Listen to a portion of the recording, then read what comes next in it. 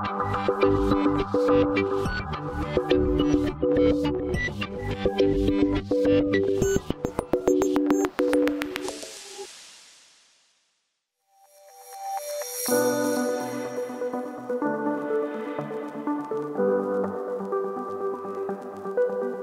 Brasil que não desgruda do celular, cada um com seu smartphone, é o tempo todo assim. O celular ele me conecta com o mundo inteiro, sem eu precisar sair da onde eu estou. Ele te traz essa praticidade, né? Ele te traz, ele encurta, né? E te traz para próximo das pessoas. Tem gente que usa o celular para trabalhar, pagar conta, acessar a rede social, jogar, trocar mensagens ou simplesmente para navegar na internet mesmo. Eu faço coisas de trabalho no celular, faço coisas do banco, né? Só se realmente não tiver como fazer no celular que eu vou na agência, mas é muito raro. E gosto muito também de interagir em redes sociais. E ao mesmo tempo que gosto demais, eu tento me policiar, né? Porque senão a gente acaba preso nessa vida e perdendo a vida do dia a dia. Também é pelo celular que Fernando acompanha a mãe acamada. É uma segurança de forma prática na palma da mão. A gente consegue visualizar, ver como é que tá a carinha dela, ver se ela tá bem no dia. Então, assim, tem essa facilidade. Muita gente usa isso para criança, né? Quando deixa uma babá em casa, alguma coisa assim. Então, assim, acaba que o celular você pega aqui na mão, vou dar uma olhadinha como é que tá, aí você já fica mais tranquilo, né? Então, tem essa facilidade, né? Você consegue sair de casa sem o celular ou ficar um dia sem ele? Bom, a maioria das pessoas vai responder que não. É um companheiro quase inseparável. A verdade é que os celulares revolucionaram a forma como nos comportamos e nos comunicamos. E essa história começou há 50 anos, quando foi criado o primeiro celular do mundo. Aliás, olha só como era, gente.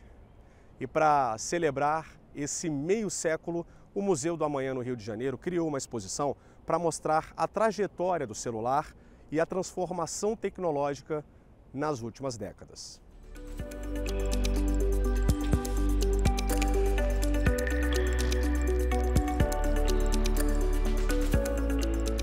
Um jovem de 20 anos de idade cresceu com um smartphone já lastrado na sociedade.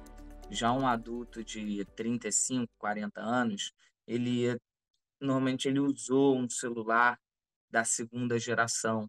Ele usou os celulares antes do smartphone. E já um adulto de 50 anos ou alguém de 60 anos usou da primeira geração.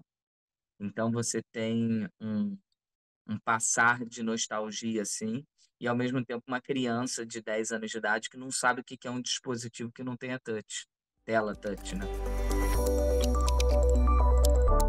Gilson mora em Pirassununga, São Paulo. Ele lembra como eram os primeiros celulares e a sensação de fazer uma ligação fora de casa. Essa sensação de você poder viajar na estrada, estar numa cidade, falar com o telefone fixo na sua casa, no meio do nada, no meio da rua, uma sensação muito nova para a época, né? Foi muito interessante. Só que tudo tinha que ser economizado, não só pelo custo de uma ligação, que era medido em tempo, e também pelo fato da bateria acabar. Você sabia que a bateria a qualquer momento ia ter que acabar. Os aparelhos eram muito grandes, pesados, e só tinha a única função era de falar com o telefone, tá? Não tinha mensagem, não tinha nada disso. Gilson tem uma coleção de aparelhos telefônicos antigos. O acervo conta com cerca de 30 celulares. Cada um carrega uma história. Para mim, as histórias da minha juventude, vamos falar que foi de 90 e pouco, né, que era o tijolão, tinha as histórias. Eu me lembro quando a emoção de atender o celular, de fazer uma ligação de celular, quando não funcionava o sinal também, né? Então tudo isso aí eu tenho guardado. E outras pessoas vão contando suas histórias conforme vai passando o tempo, né? Então a história da vida das pessoas acompanha a evolução da própria tecnologia do celular. No Brasil, são mais de 250 milhões de números de celulares, segundo a Agência Nacional de Telecomunicações, a Anatel. Já uma pesquisa feita por uma plataforma de tecnologia mostra que os brasileiros passam mais de 5 horas por dia conectados no celular. Conversamos com esta doutora em saúde mental. Ela explica que o uso intenso e a dependência do celular podem causar um transtorno conhecido como nomofobia. A nomofobia é a dependência patológica das tecnologias e ela pressupõe que exista um transtorno mental associado, que pode ser uma ansiedade, uma depressão, uma compulsão, que potencializa esse uso.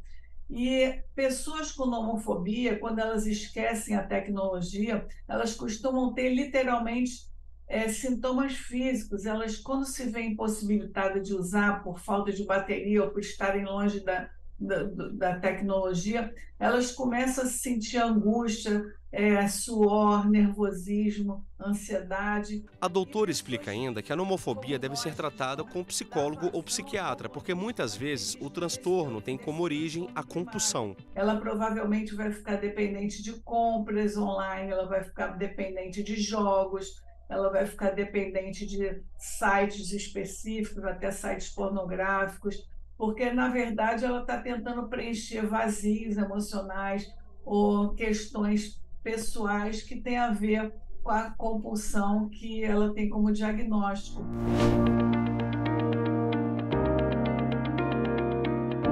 Luana Macedo, 36 anos, influenciadora digital, filmmaker e criadora de conteúdo. Por causa do trabalho, ficar longe do celular, nem pensar. Muitas pessoas elas precisam de um material de qualidade. E às vezes ela não tem alguém ali dentro da empresa que possa fazer esse serviço. Aí é onde eu entro.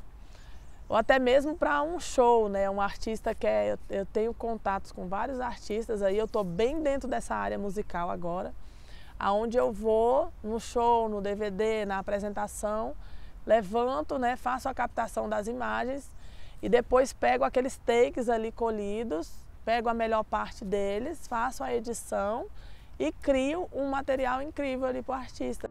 É o dia inteiro assim, digitando, lendo, falando ao telefone e interagindo com seguidores nas redes sociais. Povo lindo! Estou aqui no Parque de Águas Claras hoje com o pessoal da TV Justiça. Uma matéria super interessante sobre aparelho celular. Eu não preciso de mais nada além de um celular com a qualidade que assim, é uma qualidade mínima, né, Léo? Para ter uma imagem boa. Tem umas besteirinhas assim que antes de você gravar você faz, que é limpar ali a lente do celular. Tem gente que não tem esse hábito, às vezes a imagem sai meio embaçada, sai com digital. Mas se você tiver um pouco de estabilidade na hora de filmar, se você tiver um pouco de concepção de ângulo, angulatura, movimentação, entendeu? Você vai ter uma imagem de qualidade. Você vai ter fotos e vídeos de qualidade apenas com o uso do celular. O Repórter Justiça vai para um rápido intervalo, mas continue com a gente, porque no próximo bloco a repórter Renata Teodoro mostra que os celulares são os principais alvos dos criminosos. Você vai conhecer a história de vítimas de furto e roubo que tiveram prejuízos financeiros e emocionais. A gente volta já.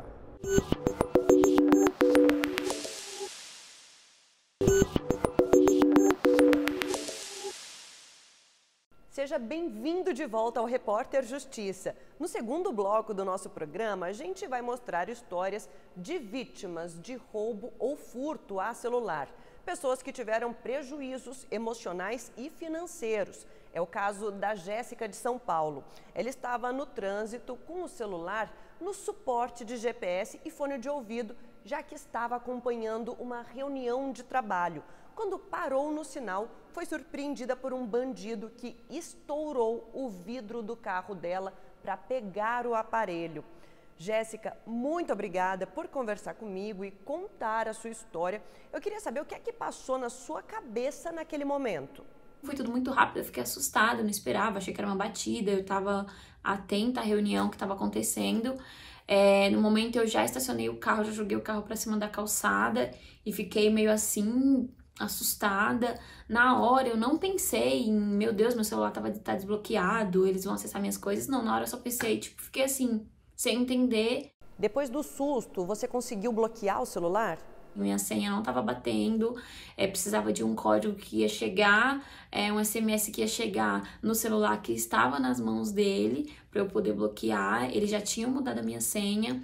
Quando eu me toquei, eu falando com o pessoal no telefone, quando eu me toquei que eles já tinham trocado a senha do meu celular, eu falei, calma, então pera, se eles trocaram a senha do meu celular, então eles estão com acesso a tudo. Tudo e mais um pouco. O prejuízo da Jéssica foi grande, a começar pelo aparelho, que custou R$8.000, entre retiradas de dinheiro e gastos em cartão, até mesmo com lanches, foram mais de R$15.000. Foram quase R$30.000 de prejuízo, o celular, eu trabalho com o celular, então eu precisava de um celular para trabalhar, eu tive que comprar outro mesmo sem poder, demorei muito para repor o dinheiro na minha conta, porque não foi só o dinheiro que eu tinha guardado, eles também deixaram com cheque especial negativo, então eu tive que negociar o cheque especial para poder, parcelar essa dívida do cheque especial, contestação de cartão de crédito. Graças a Deus eu consegui do cartão de crédito, foi mais fácil. Uma pesquisa divulgada em julho de 2022 pela consultoria em telecomunicações Mobile Time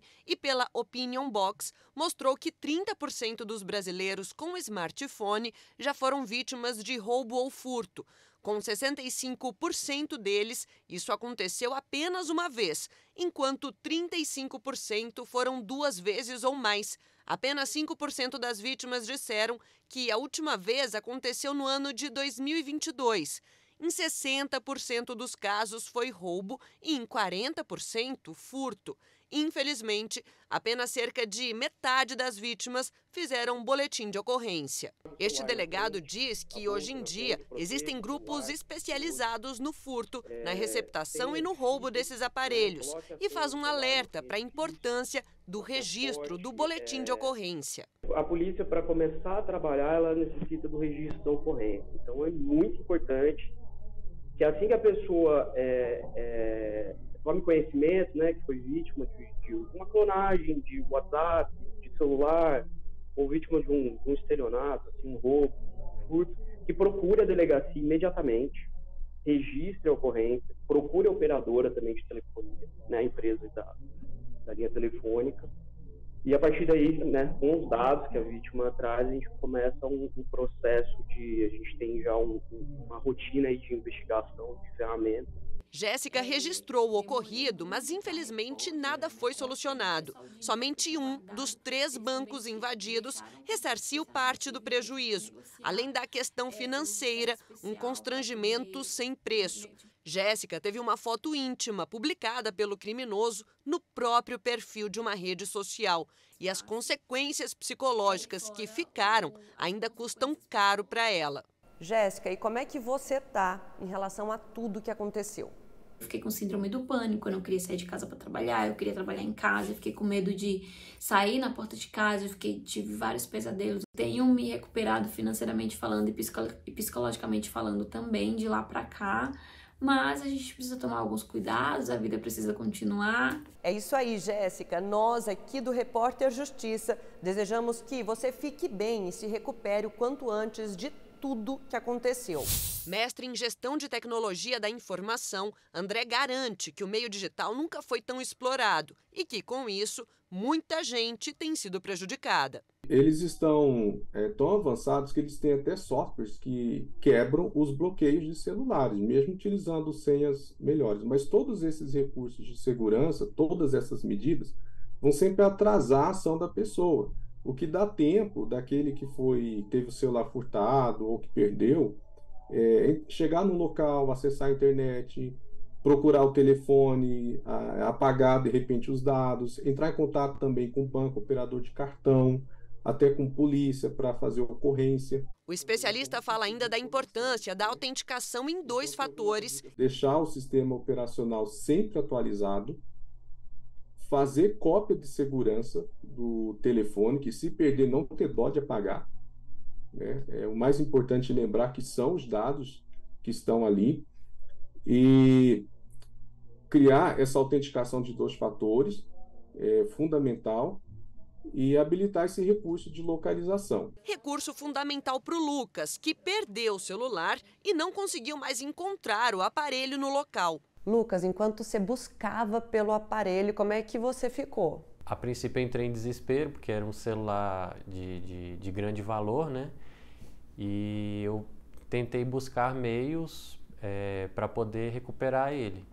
né, antes de entrar em contato com a polícia, antes de fazer algo nesse sentido. Então eu lembrei que tem um aplicativo, um recurso da própria empresa, da fabricante, que se chama Buscar. Entra no aplicativo e se o aparelho, no caso, estiver ativado com a localização e tudo mais, esse aplicativo dá a localização exata do aparelho onde quer que ele esteja. Só que, para que essa função de fato funcione, o aparelho perdido precisa estar ligado. Essa foi a sorte dele. Como eu estava meio receoso, eu não sabia quem tinha pego, se era uma pessoa de má índole e tal, aí eu lembrei do meu colega que trabalha na PM, né? Eu liguei para ele e pedi orientações para ver o que a gente podia fazer e se ele poderia me ajudar. Aí ele se dispôs a me ajudar, ele até pediu para uma viatura me acompanhar lá naquela localização. E depois desse episódio, o que é que fica de lição? Quando eu saio com o celular, eu não deixo mais no bolso, né? A maioria das vezes eu deixo ele na bolsa, né, onde eu carrego ele, e também deixo esse aplicativo ativado.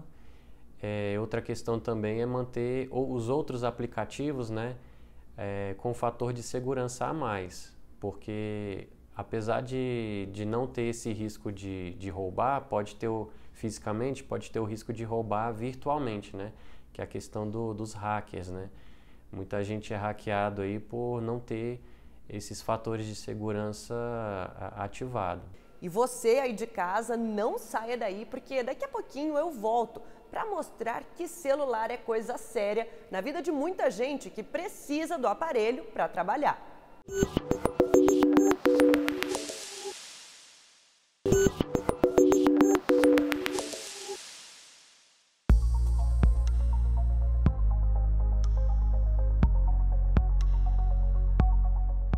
Faz tempo que celular deixou de ser acessório e se tornou item indispensável na vida de muita gente. A maioria das pessoas nem imagina sair de casa sem o seu smartphone.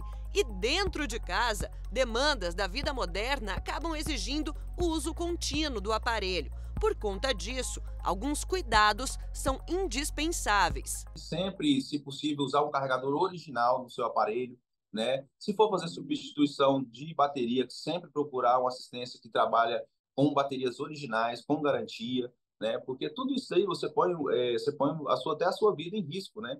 Por conta que você coloca um carregador paralelo para carregar seu aparelho, ele passa um excesso de carga que não é correto e o próprio fabricante não pede, né? Então tudo isso aí ocasiona no inchar da bateria e na explosão do aparelho. Pedro sabe bem o que está falando. Ele é dono de uma assistência técnica em Goiânia há 20 anos. Em fevereiro deste ano, recebeu um aparelho de uma cliente que já estava inchado devido ao excesso de carga. Aí a cliente deixou o aparelho, isso eu creio que eram umas 8 horas da manhã, e a gente pôs o aparelho aqui na parte na bancada da empresa e deixou aqui. E aí o que aconteceu? Passou um pouco, meu funcionário veio colocar uma película de um outro cliente e o aparelho sozinho ele começou a pegar fogo. A bateria começou a pegar fogo e, como vocês viram aí na imagem, né?